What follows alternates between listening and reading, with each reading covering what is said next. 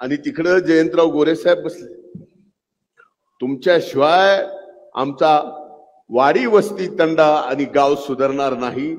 हे दोन माणसं बसलेत, त्यामुळे स्वाभाविकच आहे.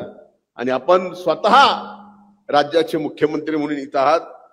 मी मनापासून या मराठवाड्याच्या मातीत आपलं स्वागत करतो. आणि भाऊ एवढंच सांगतो, अधिकच लक्ष दिल्यानंतर इथं सुद्धा आपण जे व्हायचं ते करून दाखवलंय, पण पुढे सुद्धा होत्याचं नव्हतं आपण करून दाखवाल एवढीच अपेक्षा आहे.